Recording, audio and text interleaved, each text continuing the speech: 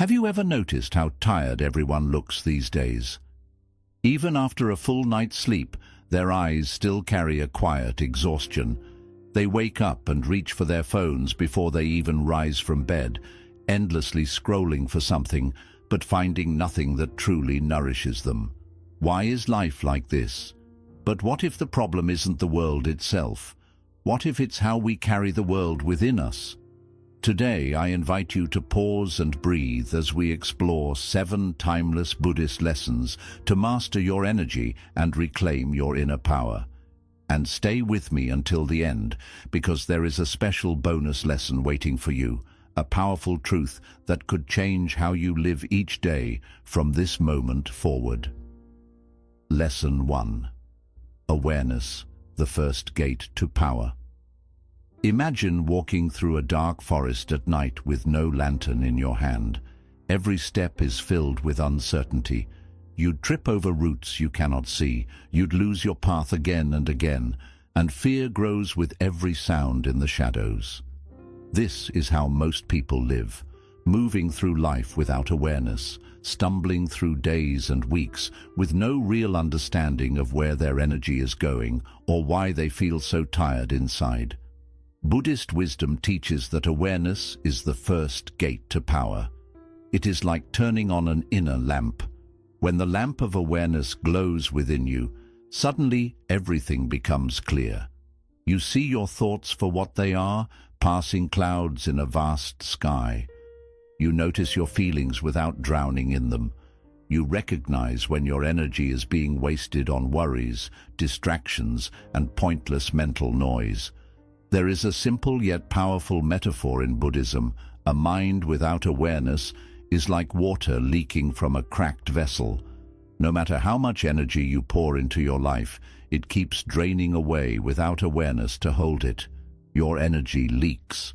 Through restless scrolling, through conversations that drain your peace, through thoughts that circle around regrets of the past or fears of the future, without awareness, you become exhausted, not because of how much you do, but because of how you carry your mind.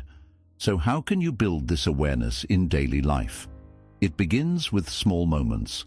Right now, pause and take a deep breath. Feel the air entering your body, expanding your lungs and leaving softly.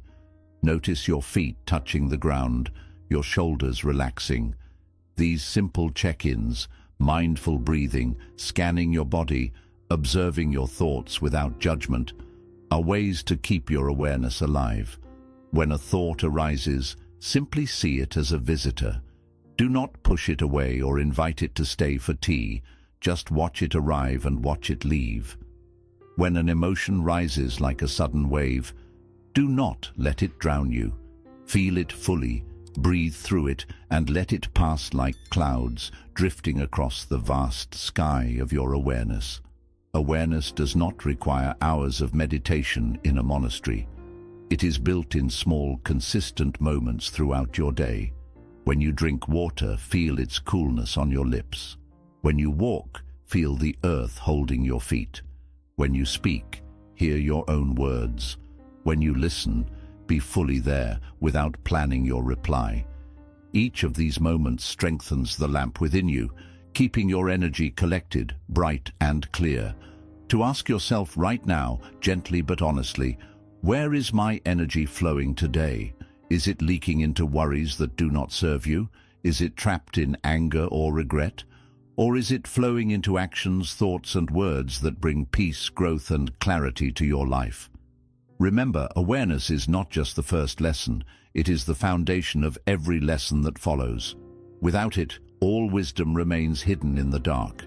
But with it, your path becomes illuminated, and you begin to walk through life with calmness, purpose, and true inner power. Lesson 2. Boundaries, the art of sacred protection. Picture a peaceful monastery deep in the mountains. Its walls stand resolutely against the fierce winds, its gates close softly at dusk, and behind those walls there is peace, chanting monks, soft candles, and a sense of profound calm. Those walls were not erected to exclude life. They were erected to guard the sacred quiet within. Similarly, boundaries are the safe monastery that guards your spirit. They are not to keep the world out, but to preserve your peace and maintain your energy's safety. And yet so many of us live our lives with no walls whatsoever. We open the floodgates to everyone's demands, expectations and dramas, like a river without banks, washing away our calmness and clarity. We agree when we disagree. We answer calls when we yearn for quiet. We pack our schedules with commitments that leave us depleted, without room to sit, breathe, and simply be. Buddhism instructs that guarding your energy is not selfishness, but an act of profound compassion for yourself. For only when your own vessel is full can you overflow into the world without bitterness or fatigue. Saying no without guilt is a spiritual discipline. It is deciding to respect your needs over betraying them for the sake of others. Consider this. When you agree to something that drains you, you are quietly saying no to your own peace. You're saying no to the silence that might feed your mind, the rest that might mend your body, and the quiet time that might get you reconnected to your purpose. Boundaries are not fences constructed out of anger or fear. They are fences constructed out of wisdom and love. They allow in what nurtures your spirit and keep out what perturbs your peace. Like a monastery gate is open to pilgrims who come in search of truth, but closed to the mess of the world. Your boundaries need to be open to kindness, love, and purposeful connection, and closed to gossip, negativities, and unnecessary distraction. Reframe boundaries in your mind. They are not selfish acts, they are acts of spiritual discipline. They are reminders that your life, your time, and your energy are precious and sacred. Just as a monk guards the silence of his temple, you must guard the calmness of your inner world. Ask yourself today, where do I need to shore up walls around my peace? Where am I allowing the world's noise to silence my own soul's quiet voice? Remember, every time you respect your boundaries, you are respecting your life. You are opting for peace over chaos, calm over din, and depth over distraction. And that's one of the greatest acts of love and spiritual power you can ever cultivate. Lesson 3. Align energy with purpose. Have you ever watched a river curving its path through valleys and forests, flowing steadily towards the vastness of the sea? It does not rush with fear, nor does it remain stagnant in confusion. It simply flows with calm determination, pulled by gravity and will. In Buddhism, our existence is the same.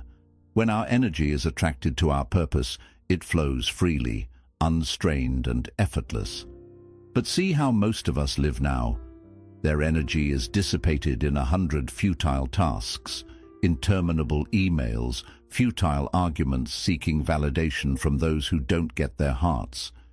Each day closes with exhaustion, but seldom with satisfaction. It's like watering dry sand. It vanishes, leaving no sign of growth. When you are living without purpose, your energy is restless and unquiet.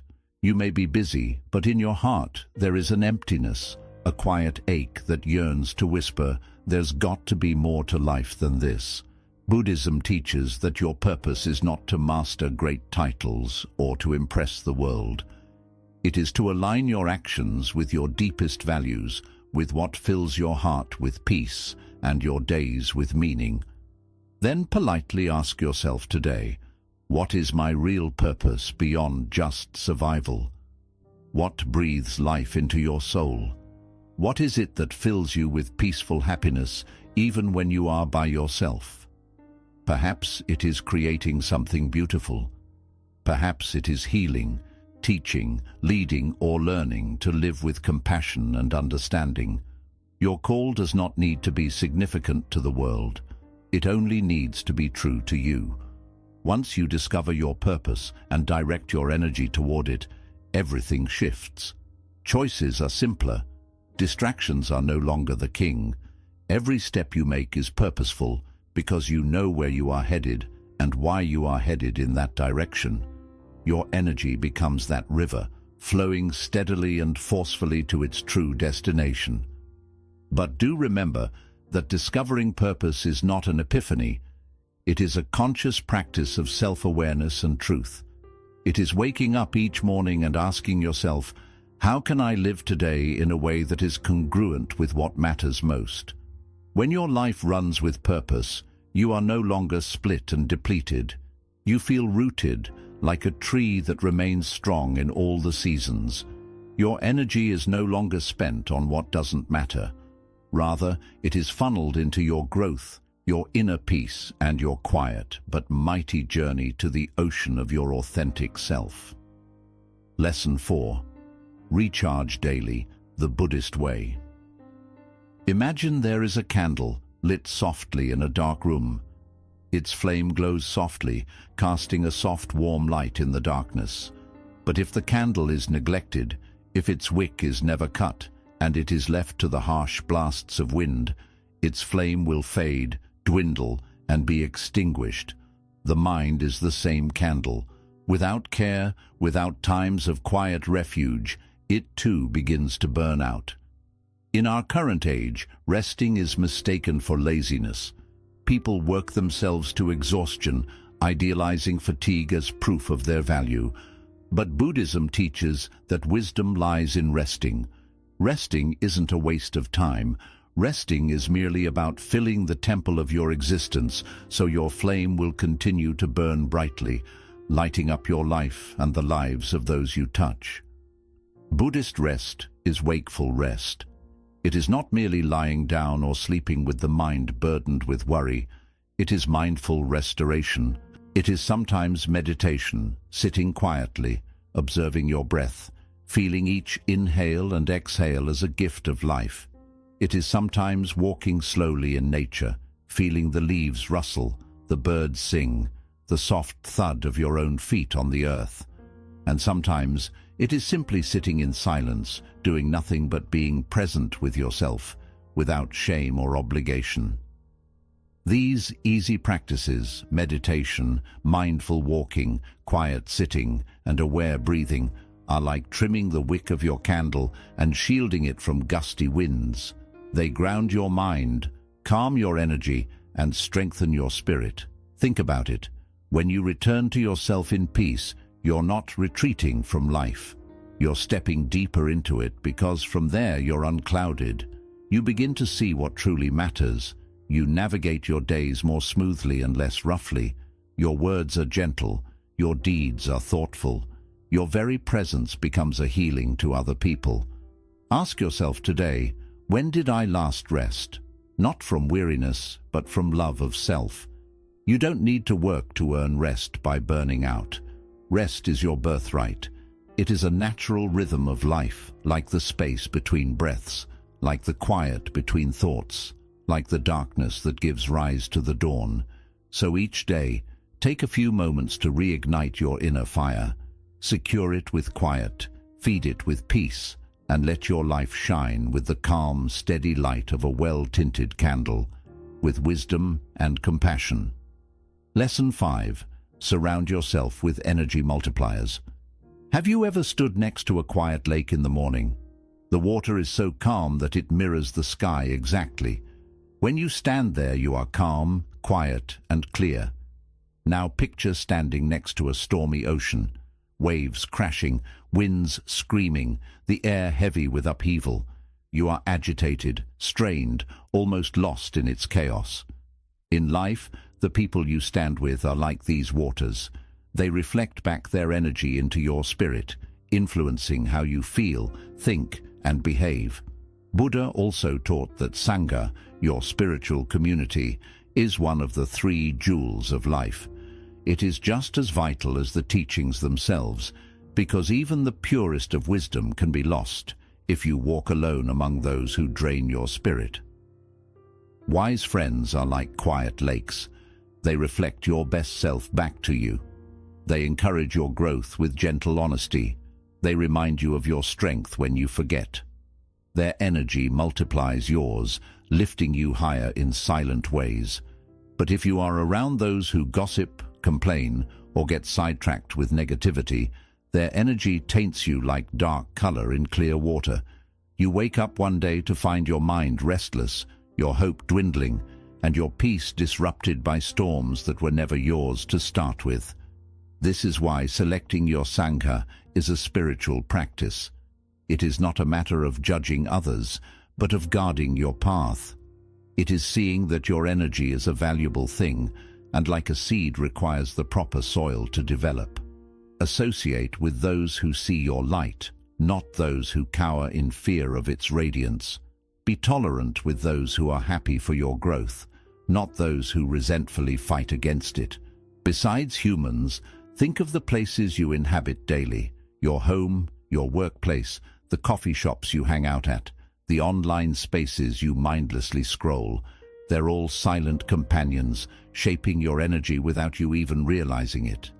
A cluttered, chaotic space breeds a chaotic, cluttered mind. A space of serenity, simplicity, and beauty nurtures your soul. Like morning sun brightens the earth, even your cyberspace is not spared. Who you are following, what you are reading, what you are hearing in the news, all of it enters your mind and affects your energy. If your feeds are filled with fear, anger, or noise, how can your mind be peaceful? Keep your cyber Sangha as you keep your physical Sangha. Follow teachings that inspire you, stories that uplift you, and wisdom that soothes your heart. Take a few minutes today sitting in quietness and asking yourself, who are the lakes in my life, and who are the storms? And quietly ask yourself, what spaces, physical or virtual, do I need to let go in order to guard my peace? Remember, having energy multipliers in your life is not loneliness, it is alignment.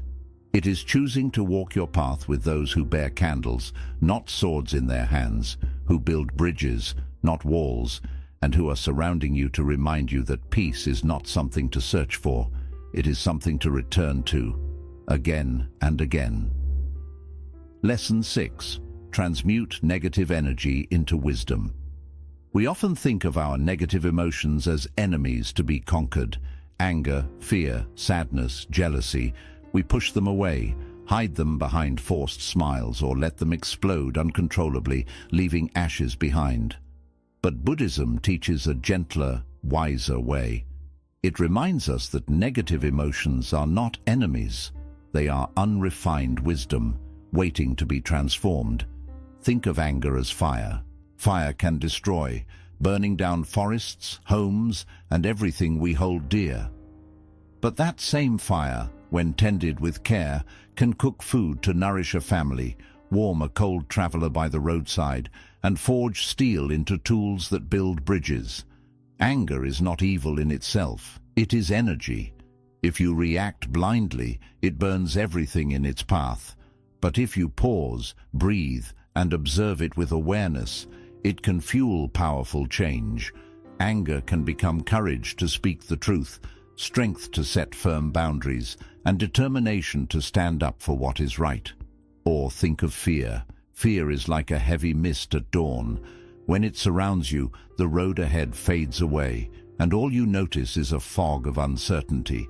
But if you remain still and let the mist rise with the morning sun, you'll realize that behind it stand great mountains of courage you never knew lived within you.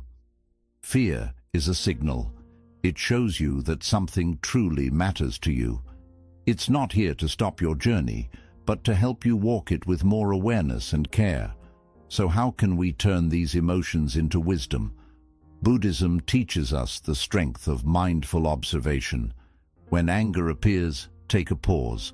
Notice its heat in your chest, the tightness in your jaw. Breathe through it without judging yourself. Ask, what is this anger trying to show me? Is it pointing at a wrong you need to correct? Is it showing you a boundary that needs to be guarded? When fear shows up, sit with it calmly. Feel its shaky presence. Ask, what is this fear hiding from me? Often, behind fear is a calling to grow, a new step that feels unsure but holds the promise of deeper meaning. Reframing means learning to see these emotions not as problems to fix, but as teachers to learn from. And once you understand them, you can gently turn them into wise and compassionate actions. Anger becomes confident truth. Fear becomes calm courage. Sadness turns into gentle empathy. Jealousy becomes a spark to build within yourself what you admire in others. Remember, transformation begins with acceptance. When you push your emotions away, they grow stronger in the corners of your mind. But when you welcome them with mindfulness, they soften and begin to reveal their hidden lessons. Today, take a quiet moment to reflect. Ask yourself, which emotion have I been resisting lately? What wisdom might it hold if I sit with it like an old friend, listening closely and without fear? Keep this in mind. The greatest masters were not those who never felt anger, fear, or sadness, but those who learned how to turn these feelings into compassion, understanding, and meaningful action. You can become such a master too. Start simply, by breathing deeply, noticing honestly, and walking gently with every part of who you are. Lesson 7. Gratitude and Presence, the Twin Jewels. Two quiet jewels that continue to shine even in the darkest times are presence and gratitude. They are like twin lotuses blooming in the muddy waters of life, reminding us that beauty and peace are not tied to perfect conditions. Gratitude is the choice to notice the lotus blooming in the mud. It's the quiet habit of seeing what is good, what is beautiful, and what already exists, instead of focusing only on what's missing. As you train your mind in gratitude, you shift from a sense of silent lack to a quiet feeling of abundance. You begin to notice the small miracles, the warmth of sunlight on your skin, the kindness in a stranger's smile, the gentle rhythm of your breath rising and falling like ocean waves, keeping you alive with each moment. It's easy to move through the day, focused only on what's missing. An untrained mind wanders restlessly, always searching for problems to solve, dangers to avoid, and wounds to protect. But gratitude gently interrupts this pattern. It speaks in a quiet voice. Look more closely. There is beauty here too. Over time, thankfulness reshapes the heart into rich soil where joy and peace can grow, even in the harshest surroundings. And then there is presence, the second jewel. If gratitude is noticing the lotus bloom, then presence is feeling the cool water that surrounds it, without needing to touch. Presence is the art of being fully here, complete in this moment, without trying to hold on to it or push it away. It means allowing life to move through you just as it is, without resistance or judgment. When you live in presence, you meet life with closeness. Eating becomes meditation. Walking becomes a form of prayer. Listening becomes an expression of love. Presence brings you back to yourself again and again. It reminds you that peace isn't found in some future you're chasing or in a past you're clinging to. Peace is here, in this breath, in this very moment, still unfolding. Together, presence and gratitude create a life filled with quiet abundance. Gratitude teaches your mind how to live with a sense of abundance. Presence teaches your spirit how to live fully in the moment. One shows you the gifts around you, the other helps you truly receive them. When practiced side by side, they form a strong foundation of peace, clarity, and joy. Now, take a pause and ask yourself, what is one small blessing I can be thankful for right now? Then ask, am I truly here in this moment, or has my mind drifted to a place where my body is not? Remember, the lotus doesn't bloom by avoiding the mud, but by rising through it. You too can bloom quietly and beautifully when you root yourself in these two timeless treasures, gratitude for what is and presence with what is here. Bonus lesson: do less, live deeper. The quiet strength of simplicity. Have you ever noticed how the tallest trees stand silently, how the deepest rivers flow gently, and how the calmest people carry a quiet strength.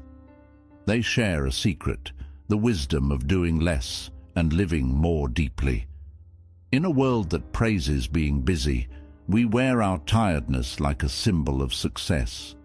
We fill our days with tasks, messages, errands, and endless scrolling, chasing a feeling of meaning. But Buddhism shares a truth that gently cuts through all that noise. The more you chase life, the more peace slips away from you. Doing less doesn't mean giving up your dreams or being lazy. It means removing what's not essential, so what truly matters has space to grow. Think of a gardener trimming a tree.